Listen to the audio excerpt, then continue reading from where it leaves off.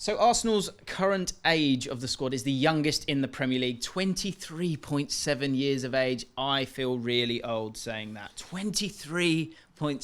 Kweku's 21, so... Shut up. I wish I was 21. I wish. That in itself is incredible. I feel like that's gone down from last year as well. And obviously they've had this incredible start. But are they too young to keep this going? This is the question that we're going to be saying for the next 3-4 months. And of course, you've got a World Cup to talk about as well. We want to talk about if the World Cup is a hindrance to Arsenal when it comes to trying to win the Premier League. That investment in such a young squad, is that something that would concern you if you are a Chelsea fan and I said that same stat and it was Chelsea? I don't want to be the new Alan Hansen, so I'm not going to say you can't win anything with kids. But no, You sure you're 21? Alan Hansen is. I feel like Arteta's got a team and a squad that he believes in and that believe in him. And I think that's very, very important to empower your manager. That's what Man City have done. That's what Liverpool have done. And that's what Arsenal have done. And it's been a long process, but they've trusted the process, pardon the pun. And it's bearing fruit right now. Arsenal look like one of the best teams in the country because they are one of the best teams in the country. And I think the youthfulness of the squad only plays into their favour. I think against Leeds, where maybe more experienced players who are a little bit more well-versed in terms of the pantomime and the theatrics of the Premier League might have been overawed by the atmosphere at Ellen Road. But these young players who have bought into Arteta's philosophy and also buy into his theatrics on the sideline really dug in and dug deep. And I think that the age only plays in their favour because these players have only known what he's taught them really at the highest level of football. So no, their squad's not too young, and I do have faith that Arsenal can go and do some special things this season. The thing here is, we're talking about age, but Saka's played 107 Premier League games. There's 25-year-old footballers that haven't played that. Dom Solanke, James's favourite player, I think he's played 69. You've got Emil Smith-Rowe played 59, and he's actually not even really featured much this season. Martinelli's played 67, and he had, was it an ACL injury? So I think when you think about age, I think you can discount that with this Arsenal side because a lot of these players have played a lot of football. Yeah, it's experience, isn't it? And I think that's always... I've read things where you talk about that first 50 games is one sort of era of development, and then 50 to 100, and then 100, and it kind of fits with what you're saying there. Saka, over 100 games now, we're seeing him in this game against Leeds really stepping up and scoring a goal with his weaker foot, by the way, that he should not be scoring a goal like that, but he's stepping up for the side. And Martinelli, I think you see it in his development as well, getting past those 50 games now. He's starting to look at the Premier League and look at his opposition, and he's ready to go. He's got that experience. With that Leeds game, that's the first game that they've had a lesser XG than the opponent because they have just been so fantastic. Generally, when I'm looking at teams and where they're going, and this is always a difficult thing at this time of the season, is the fact that I like to see how it's trending.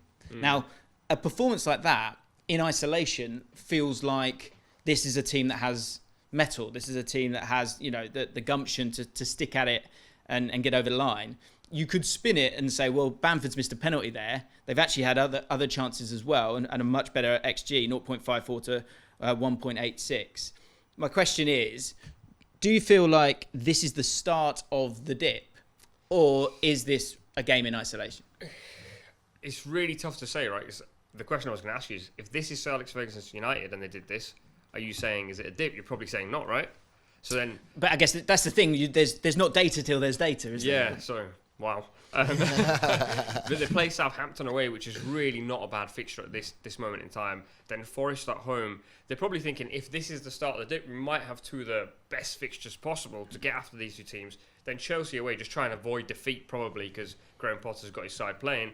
And then right for the World Cup, Wolves away, which again isn't a difficult game. You get to that point, and if Arsenal still have only lost, maybe they lose to Chelsea, let's say, they lose that game, they're probably going, we've survived that potential dip. We get the World Cup, and then fingers crossed for them, they don't have injuries to big players.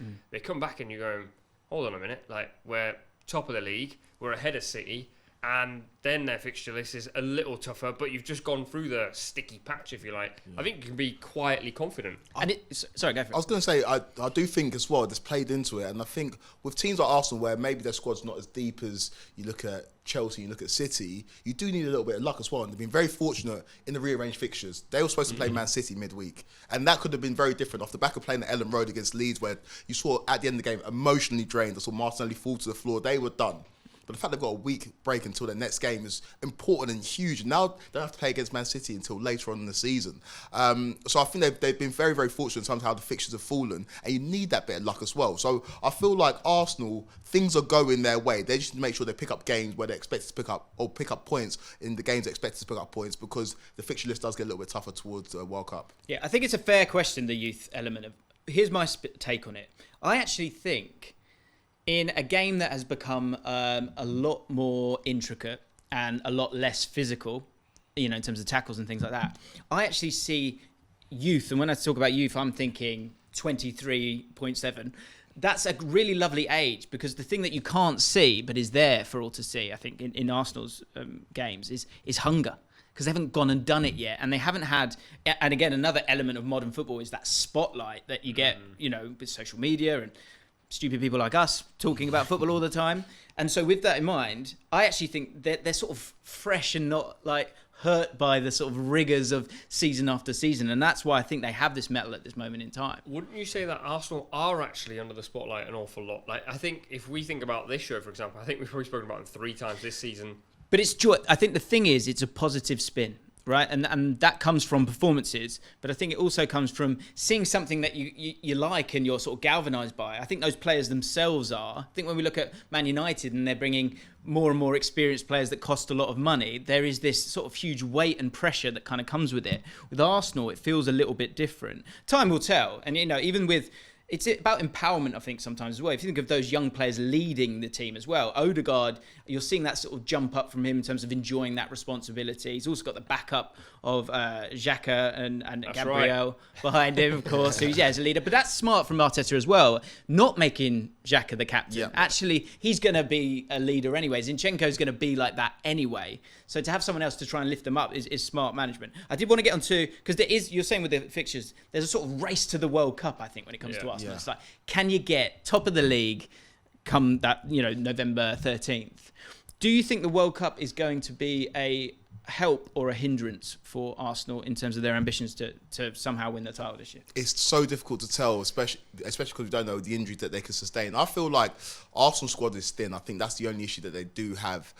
So it might be a bit of a hindrance if someone like Thomas Partey is going to be integral to Ghana's hopes at the World Cup sustains an injury. I think that could be a huge blow for Arsenal. If Gabriel Jesus doesn't come back from the World Cup in full fitness, that could be a huge issue for them as well. So I think the thinness of the squad might lend itself to maybe being a detriment to Arsenal post-World Cup. But again, it's luck.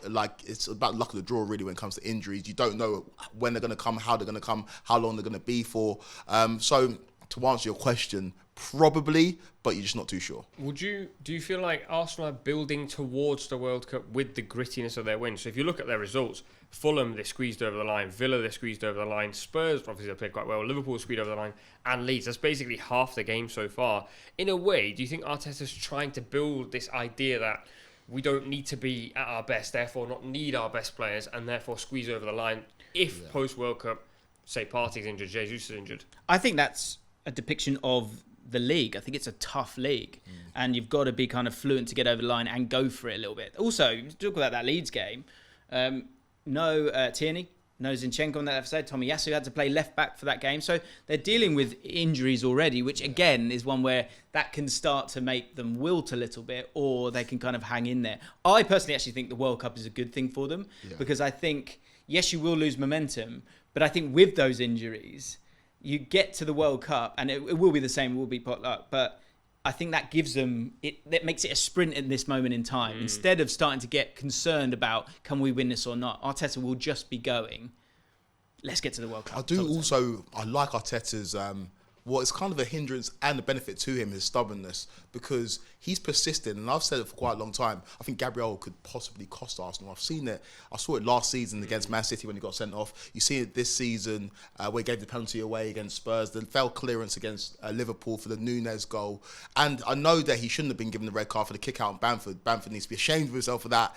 But it could have cost Arsenal, really and truly. And Arteta's persistence he wants a left-sided centre-back in that back four might be to their detriment, because like you say, after the next two fixtures they've got Chelsea coming up, and I just see it in Gabriel in those big games, he kind of loses his head a little bit, and I think eventually for me, if I was watching it and if I was an Arsenal fan, I'd like to see maybe Tomiyasu at right back, see Saliba and Ben White at centre back, and then see Zinchenko at left back. But Arteta seems very, very keen to persist with Saliba and Gabriel, so we'll see how that plays out. But I think that's something to watch towards the back end of the season. I think in that sense, he's quite similar to Pep in a way, where but if Pep doesn't have the exact right tools, he's going to struggle to plug the gaps. And I think Arteta's in that sort of situation now, where if Partey's injured, Arsenal do just look like a wreck because he doesn't actually have an answer for it. He doesn't have a fix. If Jesus gets injured, he'll have Eddie Nketiah, but he knows himself that that's probably not the fix that he wants. So, like you said, I think they're probably thinking City players have got Kevin De Bruyne, who always gets injured when he plays for Belgium, literally without fail. So they're probably going, fingers crossed, a couple of weeks when he comes back. They're going, get to that World Cup break, top by 4 or 5 points. We've got all the momentum. We win that little sprint, and then it's the marathon at the end, which City will obviously come in strong in. But they will have their fingers crossed on that De Bruyne injury. Yeah. Half the league room. Yeah. Thanks so much for watching ESPN on YouTube. And for more sports highlights and analysis, be sure to download the ESPN app. And for premium content and live streaming, subscribe to ESPN Plus.